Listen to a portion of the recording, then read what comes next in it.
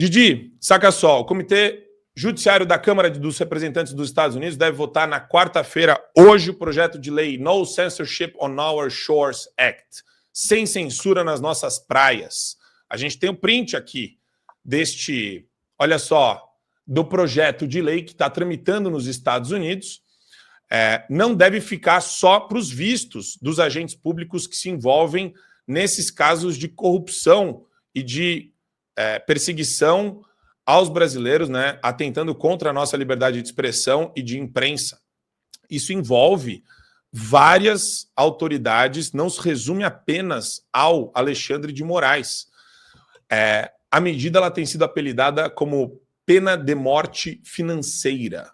O deputado McCormick fez um requerimento formal à Casa Branca pedindo para que Moraes seja punido também com as chamadas sanções através da Lei Magnitsky.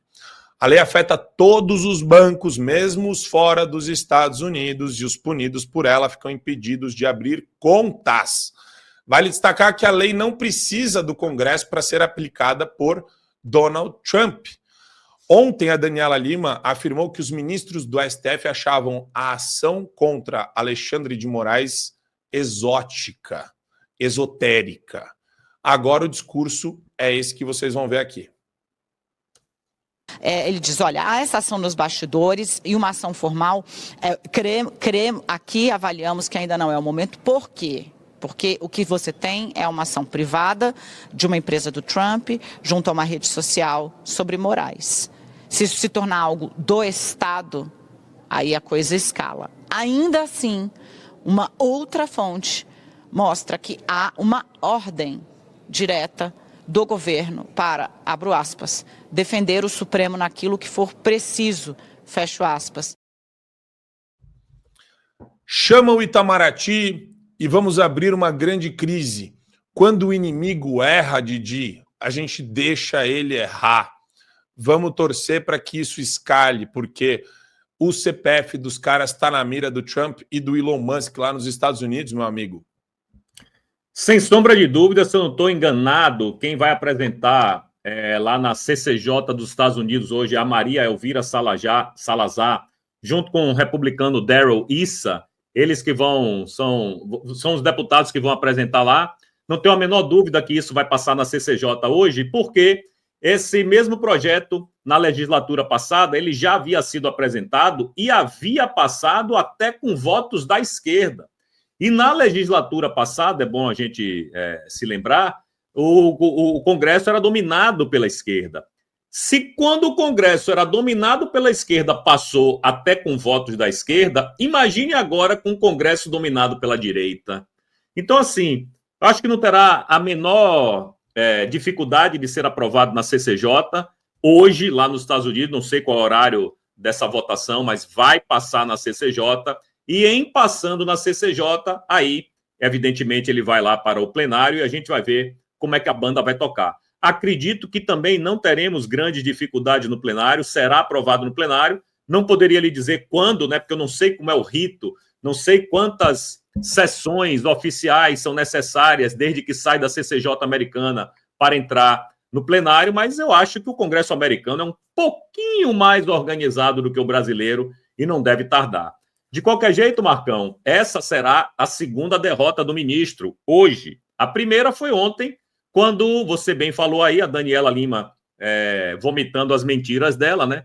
Quando o ministro ontem simplesmente, a juíza lá da Flórida disse que não tem a menor validade os desejos, né, as ordens do ministro para com as Big Techs, porque simplesmente o ministro não seguiu o rito que deveria seguir. O ministro simplesmente deu um bypass, o ministro saltou todos os tratados internacionais, achando que os Estados Unidos era a casa da mãe Joana. E era quando estava Biden. Biden não se incomodou com isso, Biden não se preocupou com isso, então o ministro se sentia livre para agir. Agora, a lojinha tem um novo gerente, e esse novo gerente, sim, se importa com as leis, com os ritos e com a ordem e a organização. Então, a juíza já tornou nula todas as decisões do ministro, que evidentemente, como eu disse, foram colocadas não do jeito que deveriam, e essa porrada foi ontem. A porrada de hoje é a porrada da CCJ americana, e outras virão, meu amigo Marcão. Outras virão, porque isso aí é só o começo. Como você bem falou, ainda devem existir aí sanções, tanto no CPF do ministro, no sentido de perder o seu visto americano, quanto talvez até perder bens, terem bens bloqueados, etc. E eu acho que uma segunda etapa vai ser sanção para o país Brasil, que só anda em más companhias, né? Vamos combinar. Ninguém gosta de sanção, prejudica a nossa vida aqui, mas até aí o Lula também prejudica a nossa vida todos os dias com medidas estapafúrdias e bizarras. Mas olha só, a sanção é um jeito de você empurrar o Centrão, porque o Centrão ele tá em berço esplêndido ali, nanando, tá com a chupeta na boca. Eles estão com a chupeta do Moraes na boca ainda. É a chupeta do medo, a chupeta do medinho. Mas, Gustavo, saca só esse print do nosso querido Gil Diniz, o carteiro reaça. Ele colocou um print aqui que eu já tinha visto, mas eu achei bem legal. Olha só, Daniela Lima, sempre ela, mais uma para a série Precisamos Regulamentar as Redes Sociais, Entenda. E na matéria aqui da Globo News, com esse vídeo que a gente passou, a gente fez um recorte do vídeo inteiro da Daniela Lima, tá o seguinte escrito: Elon Musk sugere sanções econômicas a Alexandre de Moraes. Integrante do governo Trump, comentário do empresário, ocorreu no caso Rumble. Aí vem notas da comunidade. Atenção, pessoal, isso daqui é muito, muito, muito, muito, muito maior do que parece. Muito maior do que parece. A jornalista afirmou que as redes sociais são obrigadas a ter escritório no Brasil e que isso está no Marco Civil da internet. Ambas as afirmações são falsas. A exigência seria implantada pelo PL 2630, o PL da censura de 2020, que não foi aprovado no Congresso. E por que eu acho isso tão importante para a gente trazer aqui, Gustavo? Porque eles querem e eles tentam usar toda hora esse discurso. O império da lei, o império da lei. A lei diz, e muita gente repete esse negócio da representação do escritório no Brasil como se fosse um mantra. Não tem isso na legislação. Se você conversar com o pessoal das Big Techs, inclusive, eles corroboram que não existe isso. Eles não têm escritório em todos os lugares que eles têm atividade no mundo. Não existe isso, Gustavo. Perfeito, Marco. Essa pauta tem várias abordagens possíveis, né? Várias camadas, digamos assim, né? A primeira delas é a mais óbvia, né? Eles simplesmente mentem na cara de pau todos os dias. A Globo News, a gente tem visto, eles mentem todos os dias e são desmentidos pelas notas da comunidade. Então, esse é o primeiro ponto. A mentira é uma ferramenta desse pessoal, uma ferramenta de narrativa, uma ferramenta oratória e uma ferramenta política. O segundo ponto é a explicação mais óbvia do porquê eles querem tanto censurar as redes sociais. Porque se não houvessem as notas de comunidade, se não houvesse as redes sociais ainda livres, né, ainda que a gente tenha algum nível de censura em algumas contas específicas, não haveria esse desmentido. Então passaria como verdade isso que ela está dizendo. Simplesmente ela fala uma mentira, ela espalha uma fake news ao vivo em rede nacional, mas ela é automaticamente desmentida nas redes sociais. Então, por isso que há um interesse tão grande desse pessoal em censurar as redes, porque eles não querem ser desmentidos, eles querem manter, e aí a gente entra no terceiro ponto, o monopólio da narrativa, que eles sempre tiveram.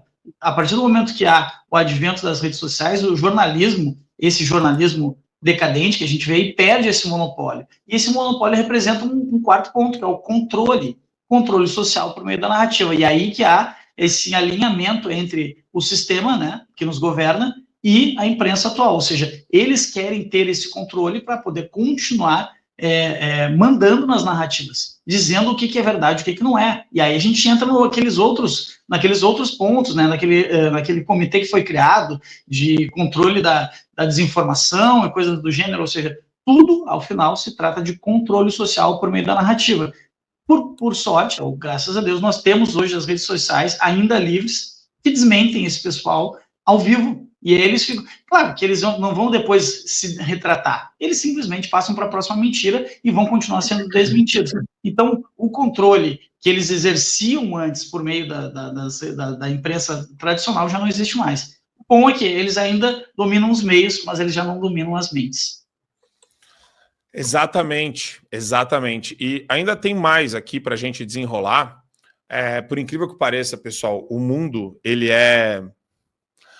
Existem momentos de ironia absoluta na nossa história e na história da Globo News. Fernando Gabeira, que não pode entrar nos Estados Unidos, está fazendo análise do tema, bicho.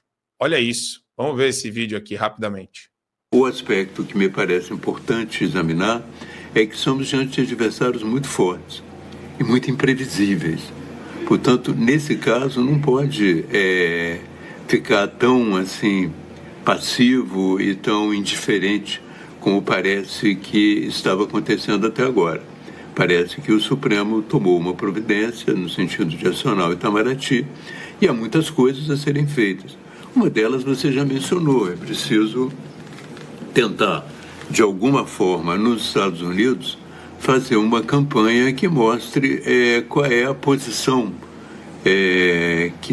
do governo brasileiro e qual é a posição do Supremo Tribunal Federal, para que haja também assim, uma espécie de contraponto. Esse cara sequestrou o embaixador em 1969. Até hoje ele não pisa nos Estados Unidos. Ele foi impedido, eu não lembro quando que veio, ele tentou várias vezes o visto e levou o bloco. Ele está bloqueado da rede social Estados Unidos da América. Mas me impressiona demais isso, Didi. A postura dos caras de falar que o Supremo tem que tomar uma atitude mais drástica. Que papo é esse, cara? A atitude mais drástica é o quê? Ferrar mais a população e meter mais medo em todo mundo? Eles estão tentando, mas não está funcionando como estava antes. Hoje, 26 de fevereiro de 25, não tem o mesmo clima que 26 de fevereiro de 23. Está um clima bem diferente aqui no Brasil, Didi. Concordo, e eu acho que você resumiu bem a parada aí. Gabeira, que não fuma, não bebe e não cheira, justamente esse rapaz para vir dizer aí, esse senhor, né? Esse rapaz não, né? Esse senhor para vir falar de relações do Brasil e Estados Unidos. Gabeira, meu filho, você sequestrou o embaixador Charles Elbrick na década de 60, 68 ou 69, acho que 69, né? E depois você foi trocado, foi usado como moeda de troca para o seu exílio. Quem é você, rapaz, para falar, para abrir a boca, para falar de relações bilaterais entre dois países, principalmente o país que você não pode colocar o seu pezinho lá? É tudo muito hipócrita, é a marca da Goebbels News, né? Essa hipocrisia toda, eles ficarem cagando regra para todo mundo, sendo que ele próprio não seguem essas regras. Enfim, eu não sei o que é que o Gabeira quer mais. Quer o quê? Quer que o Itamaraty entre na parada, como ele já havia dito? Ok, Itamaraty, entre. Tô louco que o Itamaraty entre. Tô louco que a AGU entre. Vocês só vão afundar cada vez mais e dragar o governo para esse pântano que o governo até então não estava dentro. Era uma ação contra um ministro na pessoa física e não a instituição Suprema Corte, vamos deixar isso claro aqui. E agora, o ministro, a partir do momento em que pede ajuda do governo, né, da AGU, para ir lá defender ele, aí coloca o governo também no meio dessa patuscada toda aí. Enfim, cara, eu sou daqueles, como você acabou de falar aí, Marcão, quando seu adversário estiver errando, deixa o cara errar.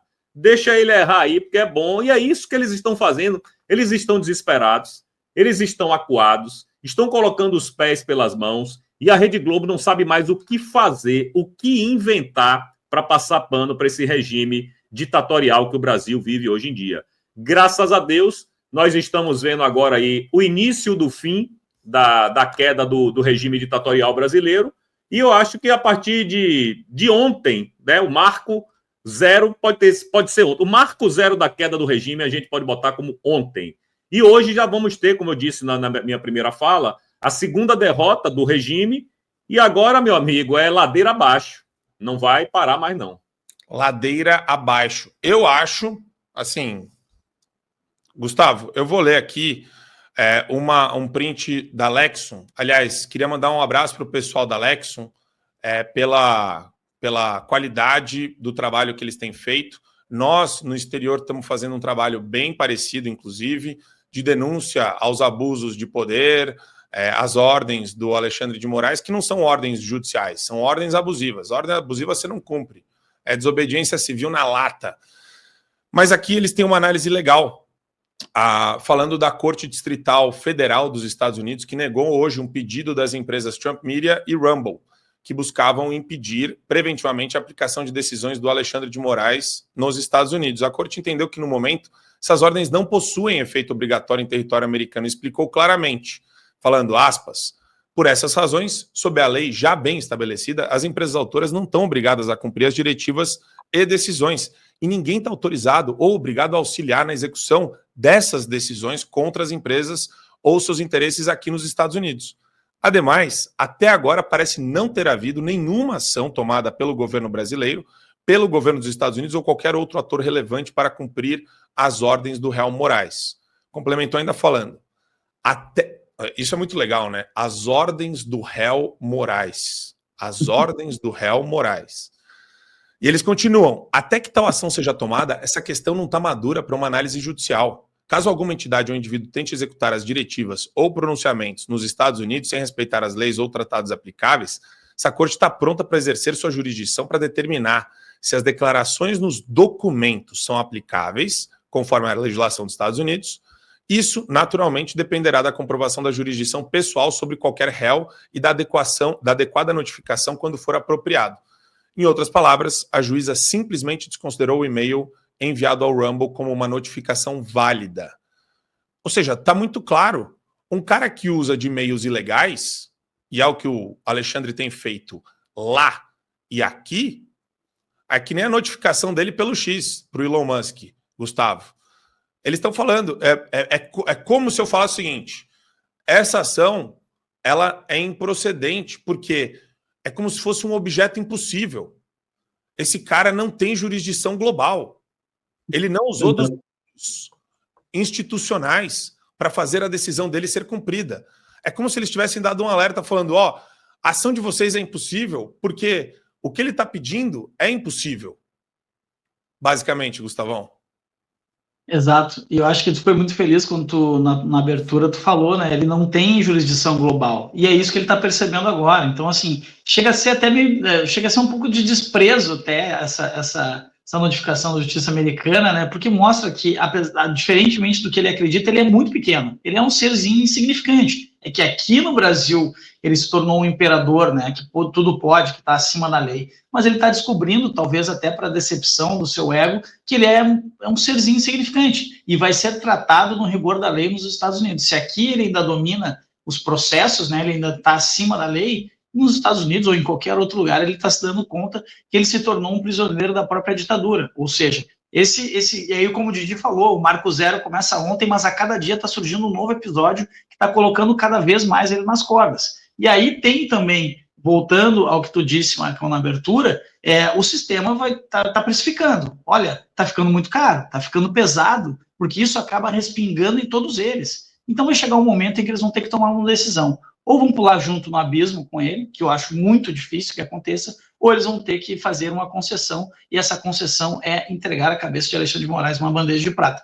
E assim, ninguém está dizendo aqui que é preciso ir além da lei, basta que a lei seja cumprida da forma correta, que ele vai ter muito a responder, não só nos Estados Unidos, como também aqui no Brasil. E pegando a questão anterior, Marcão, ali, acho que é importante falar para a nossa audiência, o Itamaraty se metendo nessa questão, querendo ajudar e encobrir o STF lá nos Estados Unidos, isso é gravíssimo, mas isso mostra não digamos assim, uma linha do Itamaraty, mas do Celso Amorim, que é o cara que de fato manda na política externa brasileira. E eu estava conversando ontem com pessoas ligadas ao Itamaraty e me diziam, ele odeia os Estados Unidos e tudo que vem de lá, então para ele é uma questão pessoal. Acontece que, levando o Itamaraty para dentro dessa briga, como bem colocou o Didi, levando a AGU, levando outros elementos, o governo inteiro, o Estado brasileiro acaba entrando numa briga que não deveria entrar. Mas, como vocês disseram, deixem entrar, deixem continuar errando. Isso vai ser bom para nós e ruim para eles.